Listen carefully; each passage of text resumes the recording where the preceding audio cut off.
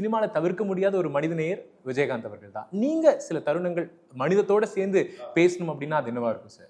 Vijayakanth sir பற்றி சொல்லணும்னா, எனக்கு அவர் அப்பா கூட ரொம்ப படங்கள் பண்ணியிருக்காரு.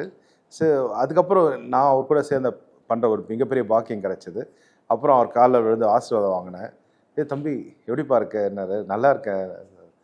அவரும் சொன்னார், எனக்கு ரொம்ப சந்தோஷமான விஷயம்னா, நான் அப்பா கூடயே மியூசிக் காம்பினேஷன் பண்ணியிருக்கேன். இப்போ உன் கூட பண்ணுறது ரொம்ப ரொம்ப சந்தோஷமாக இருக்குன்னு சொல்லும்போது, கொஞ்ச நேரத்தில் அவரு என்னை தேடினார். எங்கே தம்பி அதுக்குள்ளே காண மறுபடியும் காலில் விழுந்துட்டேன்.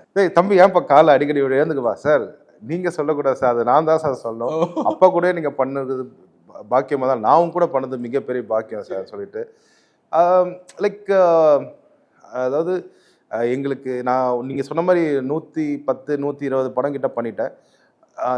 எந்த படத்துலேயும் ஒரு மிகப்பெரிய ஒரு அமையாத ஒரு விஷயம் மனிதத்தில் வந்து விஜயகாந்த் சாருக்காக நாங்கள் அந்த ட்ரிபியூட் பண்ணுறது வந்து மிகப்பெரிய விஷயம். இந்த நேரத்தில் அது கிருஷ்ணராஜ் சாருக்கும் ப்ரூனோ சாருக்கும் மிகப்பெரிய நன்றி சொல்லுங்கள்.